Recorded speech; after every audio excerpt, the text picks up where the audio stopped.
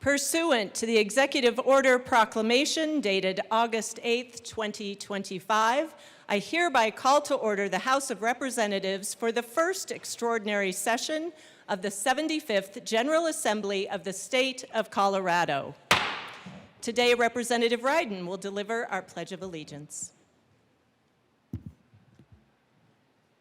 I pledge allegiance to the flag of the United States of America and to the republic for which it stands, one nation, under God, indivisible, with liberty and justice for all.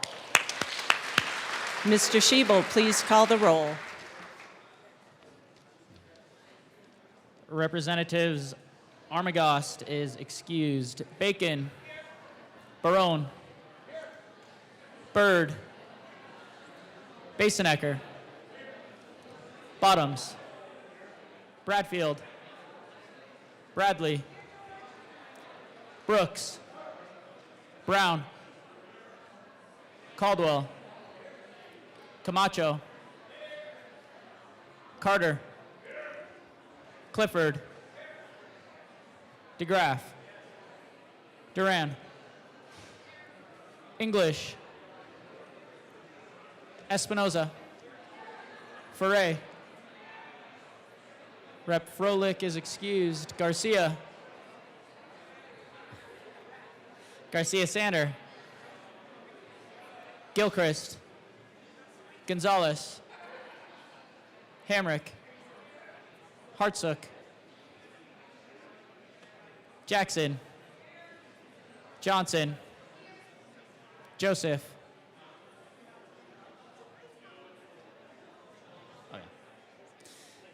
Kelty, Leader,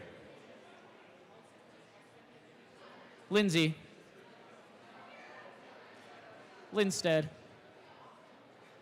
Luck, Lukens, Mabry, Marshall, Martinez, Morrow, McCormick, Pascal, Phillips, Puglisi, Richardson, Ricks, Representative Ricks. Rep. Ricks is excused. Rootnell. Ryden. Sirota. Smith. Soper. Rep. Soper is excused. Stewart K. Stewart R. Story. Sukla. Taggart. Titone. Valdez A. Velasco. Weinberg. Wilford. Winter. Woodrow. Woog. Zokai. And Madam Speaker. Here.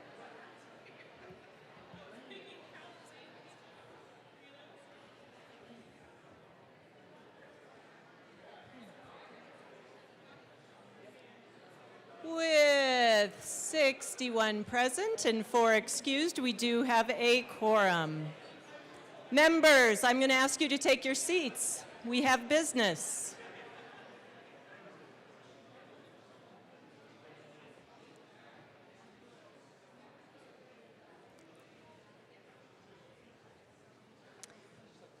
We do not have a journal to read, right? Members, if you could take your seats, we will be starting. I would like to begin the day with a very small, tiny bit of good news, about this big. Our chief clerk, Vanessa Riley, has had her baby. Yay! Woo!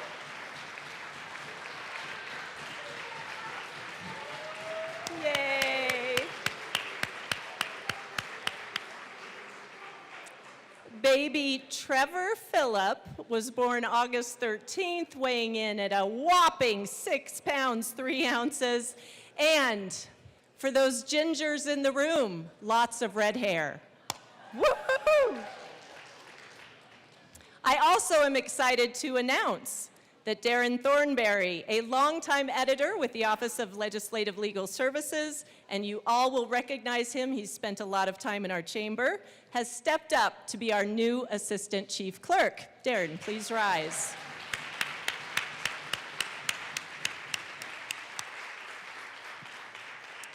And accordingly, pursuant to House Rule 43N, for this special session, our very own Connor Randall will be appointed acting Chief Clerk for the time being.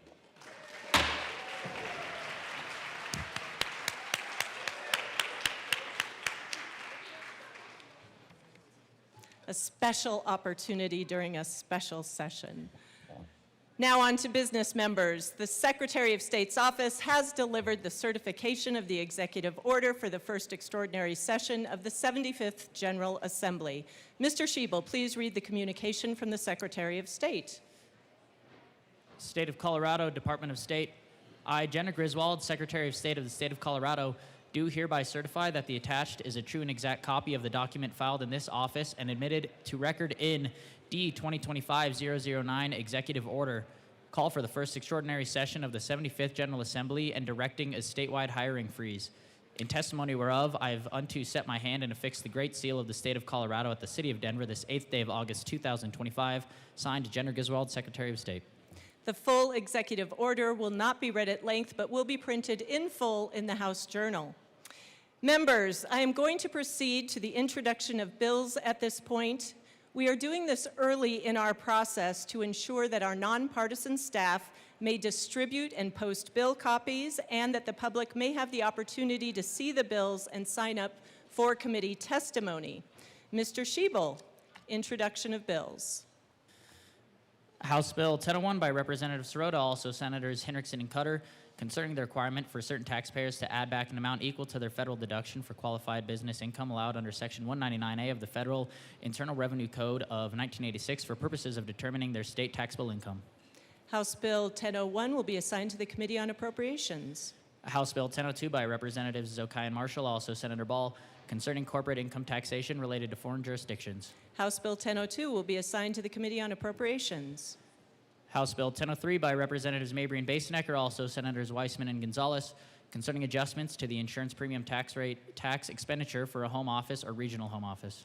House Bill 1003 will be assigned to the Committee on Appropriations. House Bill 1004 by Representatives Stewart R. and Camacho, also Senators Marchman and Snyder, concerning authorizing the Department of the Treasury to sell tax credits to qualified taxpayers and in connection therewith, transferring the proceeds to the general fund. House Bill 1004 will be assigned to the Committee on Appropriations. House Bill 1005 by Representatives Woodrow and McCormick, also Senators Kipp and Winter F., concerning the elimination of the sales tax vendor fee for retailers that retailers are authorized to retain in connection with collecting and remitting sales tax. House Bill 1005 will be assigned to the Committee on Appropriations. House Bill 1006 by Representatives Brown and Gilchrist, also Senators Judah and Mullica, concerning modifications to the Colorado Health Insurance Affordability Enterprise to address the affordability of health insurance in the individual market using non-appropriated funding sources. House Bill 1006 will be assigned to the Committee on Health and Human Services.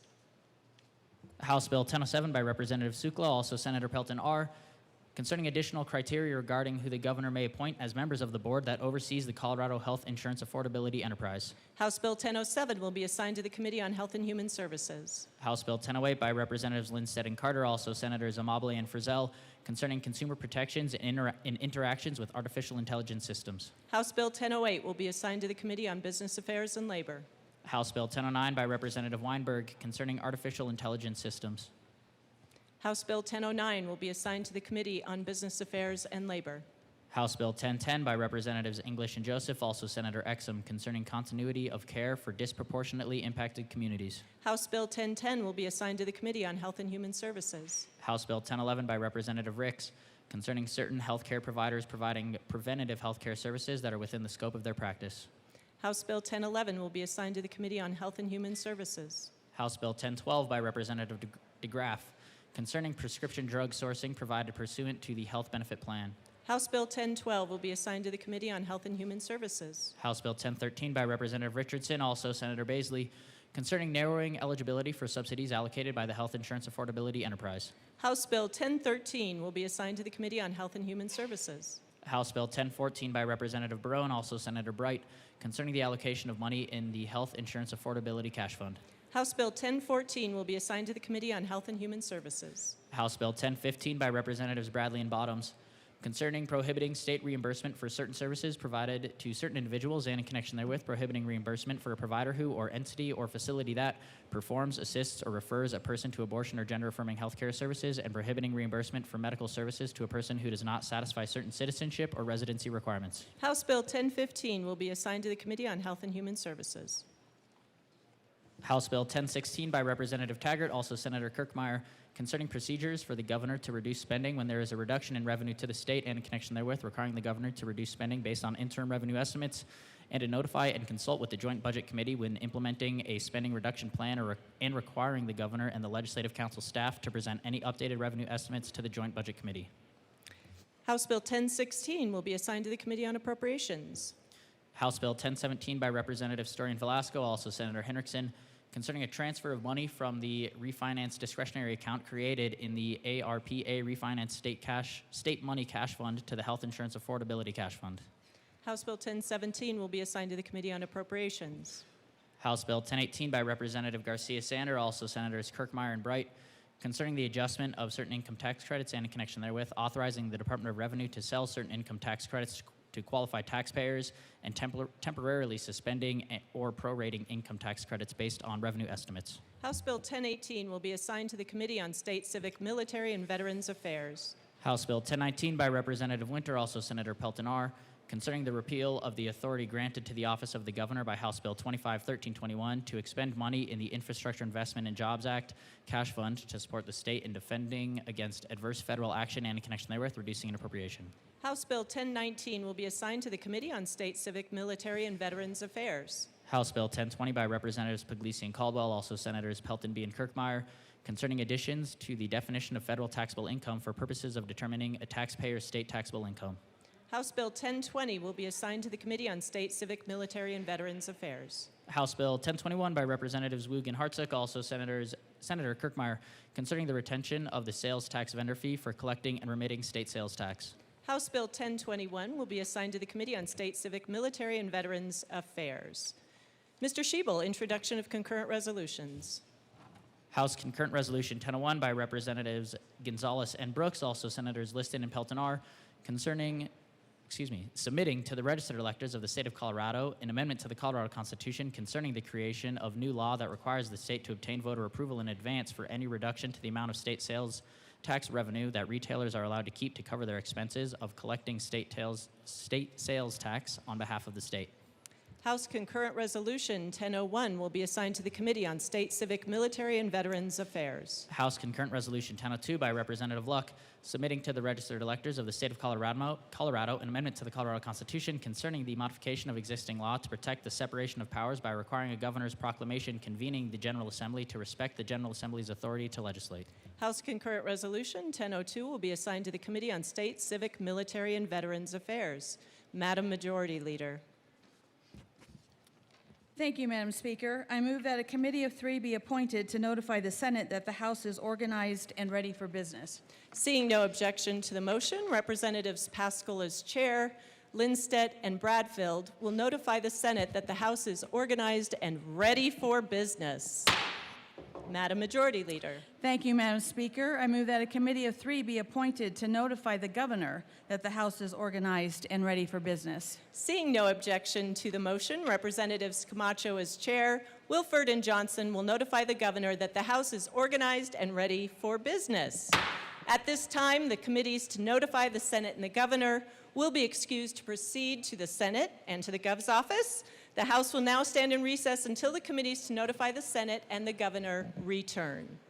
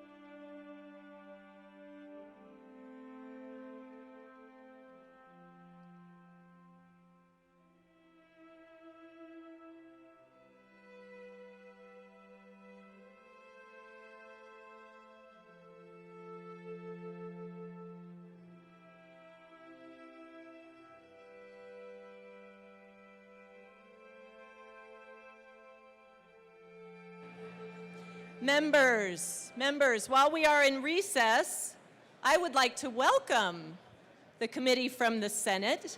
They have arrived to notify us that the Senate is ready for business. I recognize Senators Michelson-Janae, Judah, and Pelton. R. Pelton. Pelton R. Got to sneak that in, right? Senator Judah? Thank you, Madam Speaker. It is a pleasure to be back. We are delivering the message that the Senate is ready and open for business. I would like to mention that we are incredibly grateful for House and Senate staff for ordering us the most comfortable chairs as we wait on the House to send us over the work that we need to do. So we would appreciate a giddy up. A giddy up. Whew, that's a throwdown. Senator Pelton. Thank you, Madam Speaker.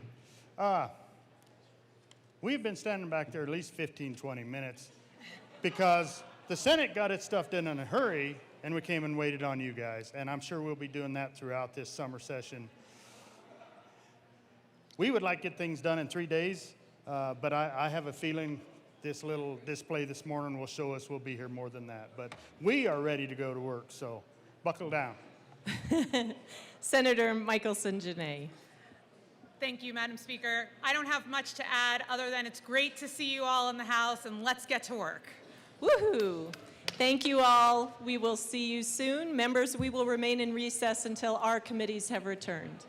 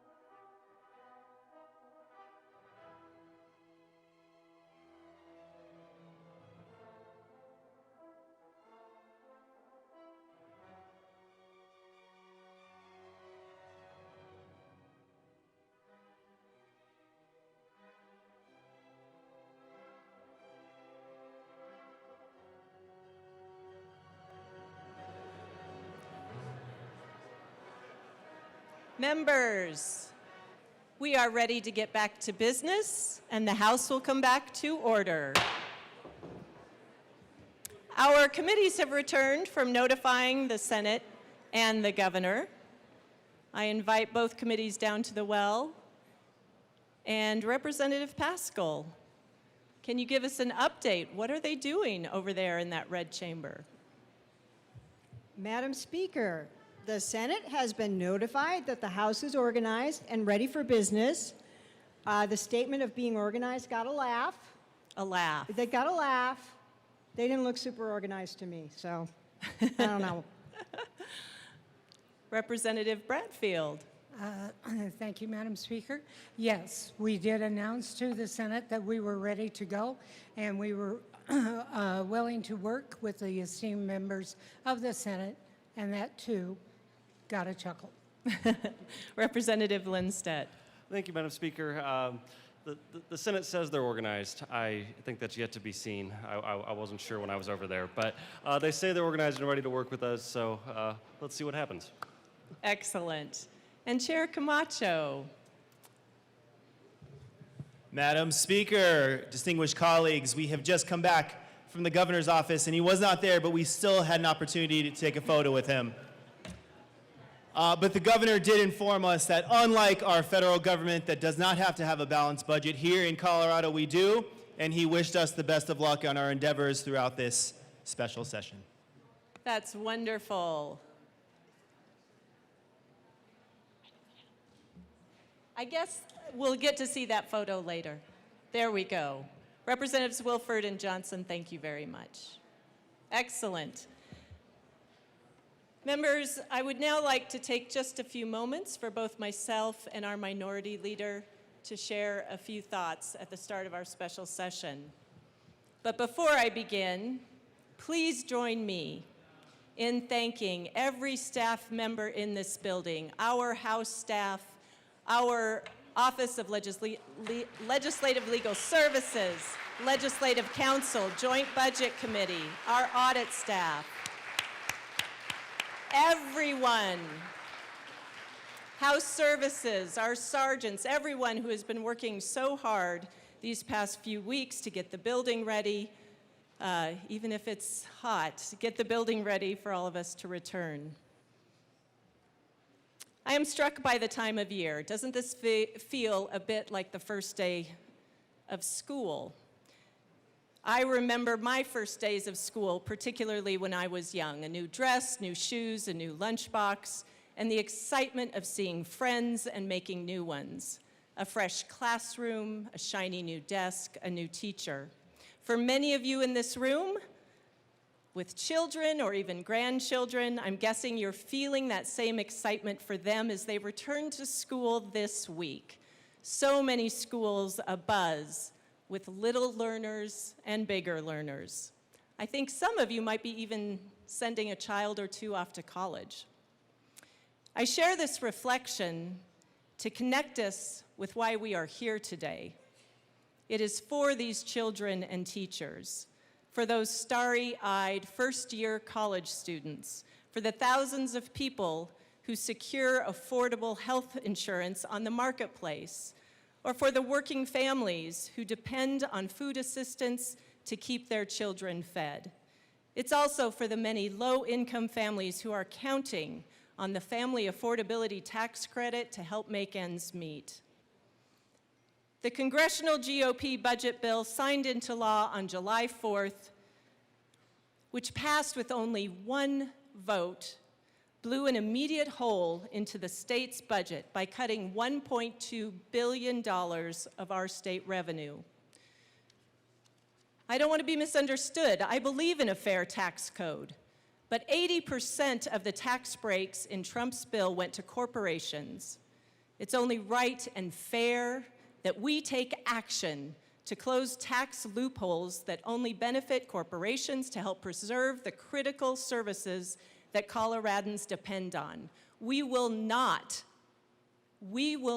see the federal government balance their budget on the backs of hard-working Coloradans. Thank you. We are returning to the Capitol because Trump and the congressional Republicans' big tax giveaway lets corporations dodge nearly $1 billion in taxes that they owe Colorado for all of those essential services I named, like healthcare, schools, and roads. With the passage of this bill and the shortfall that we face, we've eliminated the Tabor surplus, and instead we will see corporations get ahead. I cannot be more clear. This is not a crisis of overspending. When we left on Sine Die, we were in balance. Our forecast projected a surplus. Every budget for the last several years has come before this body with bipartisan support from a JBC that has worked hard to make sure that our revenues meet our expenditures. In the next few days, we are called upon to responsibly address the shortfall caused by the GOP budget. That will mean, in a balanced approach, we will close corporate tax loopholes, responsibly cut some of our operating expenses, and use some of the rainy day savings that we have so carefully cultivated so that we can protect core services for the people who rely on them. We are also going to pursue legislation to blunt large increases to health insurance costs that are coming our way because that big bill failed to extend the enhanced premium tax credits that working families need. Right now, the governor doesn't even have to consult us before making budget cuts. So we are establishing a responsible process to make cuts that involve our joint budget committee so we can reduce spending in a smart, data-driven way, not on the fly, not on the floor, but with very careful and thoughtful consideration. We ended last session on a joyous note. People were happy and enjoying each other's company on both sides of the aisle. Something tells me that there will be disagreements ahead. That's okay. That's democracy at work. We agree, we disagree, but we must consider how our actions reflect on the integrity of this body and impact our relationships from one another. Please keep this in mind as we focus on the policy before us. We have a lot of hard work ahead, long nights and hot committee rooms, so let's keep the temperature at a comfortable 85 degrees or so. Oof. Please take care. Join me in making this a productive, thoughtful, respectful legislative session. Thank you. Madam Minority Leader. Thank you, Madam Speaker. This special session is premature.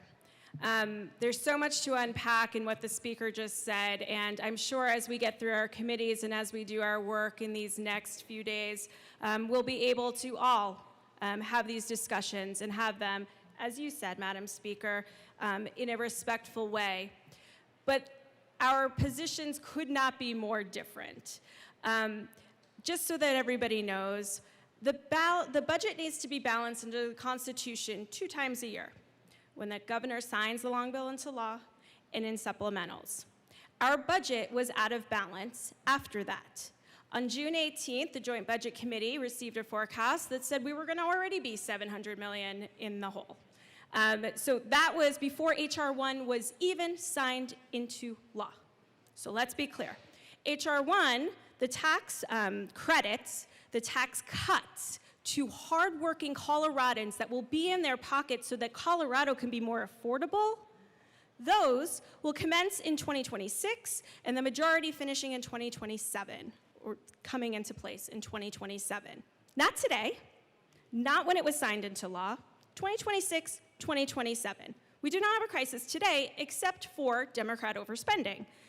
The budget is not balanced. The budget is not balanced because of H.R. 1. It's not balanced because we continue to spend as a state more money than we can afford. Coloradans can't do that. They can't continue to spend more money than in their household budgets, but that's what we do as government, right? Expecting that the taxpayers will then fill those holes. And the taxpayers have said, I have traveled the state as I always do in the interim, and as much as I can during session, and talk to the people of Colorado, not just in my district, but across the state. And I'm incredibly honored to have that opportunity to talk to those people and ask them how their lives are. And you know what they tell me over and over and over again? I cannot afford to live in Colorado. I cannot afford to raise my kids in Colorado. I am a single mom, a single dad. I can't afford to raise my kids in Colorado. As a single mom myself who works 3 jobs, I get it. Colorado is unaffordable. Why is Colorado unaffordable? Well, because we continue to put more and more tax burdens on the people. And we do that, and we have done that in ways that circumvent the Taxpayer Bill of Rights. I will like to remind everybody, especially my friends on the other side of the aisle, that the people of Colorado, they still love the Taxpayer Bill of Rights just as much as they did, if not more, than when we defeated handily Proposition HH 6040. The Colorado Taxpayer Bill of Rights needs to be protected and continue to be protected. So I just want to make sure we're getting some facts on the record. The Joint Budget Committee, they had ideas. I mean, the good representative from Grand Junction, he brought forward ideas that would actually help with this budget. I'm going to leave that for him. But we have ideas. And you all heard some of our ideas. We litigated the long bill for over 12 hours on the floor, the first time ever in Colorado. And what did we do? We brought spending cuts. Because when you're spending more than you can afford, you have to stop spending. Here are some opportunities for us to stop spending. Over $900 million in potential spending cuts that were defeated over and over and over and over again in this last session. So let's just be clear on both sides that this crisis has been in place for a long time. The majority party has been in power for a long time, and they have had the ability to make Colorado more affordable. What they have done is continue to overtax small businesses, to overtax the people of Colorado who are struggling just to make ends meet. I mean, the majority party wants to tax overtime when the federal government is saying, no, that money should be in the pockets of the people. But we're saying, nope, we need that money too, because working overtime plus probably another 2 or 3 jobs is just not enough. We need more money in government. And most importantly, we support Medicaid and making sure that the Medicaid providers are funded to the levels that they need to be funded in order to make sure that those most vulnerable in our communities, those people who need the services the most, are getting the help that they need and deserve. And we all care about these people. And so you're going to hear some ideas from us. I was disappointed in the call, to be honest, because, I don't know, if I had a $700+ million budget shortfall, I would look at all options, not just very limited, narrow options that are already pre-baked. I mean, we know how this special session is going to go. But we have ideas too. And so what I'm asking of my colleagues is listen to us. We've got some good ideas that can actually help fix this problem. And while I'm disappointed this did not go through our normal process of having the Joint Budget Committee in a bipartisan way come together with solutions that then we could all listen to and digest, we are here today. Whether we want to be or not, it is joyful to see all of you, and I'm excited for this opportunity, especially on behalf of my caucus, that we are going to be able, to the extent that we can, to bring forward not just our ideas, even though we couldn't run bills on our cuts, you know what they are. We already presented them. We will continue to talk about ways to make government more efficient, protecting low and middle income families, and bringing solutions that make Colorado more affordable. So my request of you all is listen to us. Have the conversations, the real conversations, because the hardworking people of Colorado deserve that from us. And so I think now it's time for us to get to work. Thank you so much for this opportunity, and thank you for my caucus for all of your ideas and bringing forward protections for the people of Colorado. Members, I will proceed to provide an overview of House rules that are in effect during this special session. It is important to note that during a special session, a number of our rules are modified. You have received detailed information about decorum and House rules. We also have several hard copies up here at the desk if you would like to review them on paper. I do want to highlight a couple of the differences that pertain to floor work during a special session. Under House Rule 25J3, committee chairs must report committee action as soon as possible. Under House Rule 33B5, if the body votes to give permission for a third reading amendment, substantial third reading amendments are allowed rather than only technical third reading amendments. House Rule 35 allows for reconsideration with only a simple majority instead of a 2/3 vote, and House Rule 36D waives the 24-hour notice requirement before taking a vote on concurrence with Senate amendments, and also waives the requirement that conference committee reports be specifically referred to the calendar. We also need to update all of you on changes to membership of a few of our committees of reference. Mr. Schiebel, please read the updated committee assignments. Committee on Agriculture, Water, and Natural Resources. Representatives McCormick, Chair; Morrow, Vice Chair; Johnson, Lindsay, Lukens, Martinez, Puglisi, Smith, Stewart K., Story, Sukla, Velasco, and Winter. Committee on Appropriations. Representatives Sirota, Chair; Byrd, Vice Chair; Basenecker, Bottoms, Garcia Sander, Joseph, McCormick, Puglisi, Taggart, Titone, and Velasco. Committee on Health and Human Services. Representatives Brown, Chair; Leader, Vice Chair; Armagost, Bradfield, English, Foray, Garcia Sander, Gilchrist, Hamrick, Johnson, McCormick, Ryden, and Stewart K. And the Committee on Judiciary. Representatives Mabry, Chair; Carter, Vice Chair; Bacon, Caldwell, Clifford, Espinoza, Garcia, Kelty, Luck, Soper, and Zokai. Thank you, Mr. Schiebel. I also have committee changes for today only. For today only, Representative Zokai will replace Representative Byrd in Appropriations. Representative Barone will replace Minority Leader Puglisi, and Representative Gonzalez will replace Representative Bottoms in Appropriations. For today only, Representative Pascal and Valdez will replace Representative English and Leader in Business Affairs and Labor. Representative Caldwell will replace Representative Armagost in Business Affairs and Labor. For today only, Representatives Lindsay, Martinez, and Stewart R. will replace Representatives McCormick, Ryden, and Stewart K. in Health and Human Services. Representative Hartsook will replace Representative Armagost in Health and Human Services.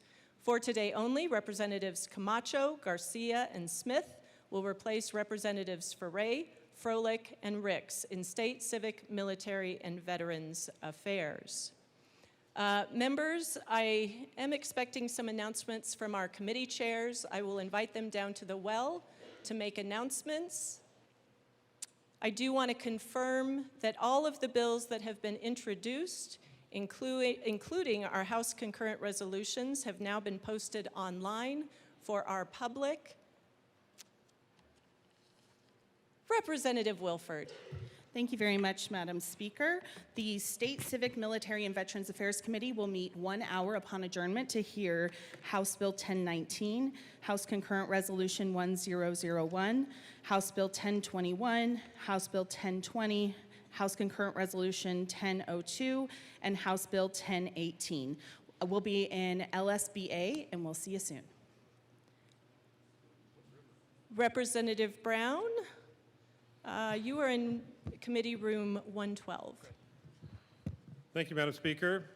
House Health and Human Services will meet at noon in Committee Room 112. We will hear the following 8 bills in this order: House Bill 1006, House Bill 1011, House Bill 1012, House Bill 1013, House Bill 1014, House Bill 1015, House Bill 1007, and House Bill 1010. See you there. Thank you. A quick announcement, members. The House Finance. Oh, it's not on. You know, getting back in the swing of it. The House Finance Committee will not be meeting, and so bills will not be referred there as otherwise required by 2025 routing sheets. Representative Ricks. Thank you, Madam Speaker. Good morning, colleagues. House Business Affairs and Labor will meet in room 107 to hear 2 bills. We'll be hearing bill from Rep. Weinberg, and I think it's 1008 by Rep. Carter and Rep. Lindstedt. and that's like 2 hours after adjournment. Thank you, Representative Ricks. Representative Sirota. Thank you, Madam Speaker. House Appropriations will meet later today, approximately 1 p.m., but potentially later. We understand there are some technical issues occurring in the process of getting the canary sheets ready prior to committee. So let's all plan on being there at 1, but it perhaps could take longer. And when we begin, we will hear House Bills 1001, 1002, 1003, 1004, 1005, 1016, and 1017, and any others that have been referred to House Appropriations if I missed them. And we will also meet tomorrow morning, also in the Old State Library at 8:30 a.m. to hear any bills that have been referred from their committees to appropriations. Members, I want to emphasize it is a lot to stand up a special session in a 2-week period of time. And because we have just introduced bills, it does take time for those bills to be processed and ready for committee, particularly for our Joint Budget Committee. They prepare the canaries, the yellow packets you all so fondly know about. And apparently we've got a slight technical glitch. We will be working hard to address that. That does give members of our public that much more time to be able to review the bills that are online. Please stay tuned to hear from your committee chair when the committees will be convening. Madam Majority Leader. Thank you, Madam Speaker. I move the House stand in recess until later today. The House will stand in recess until later today.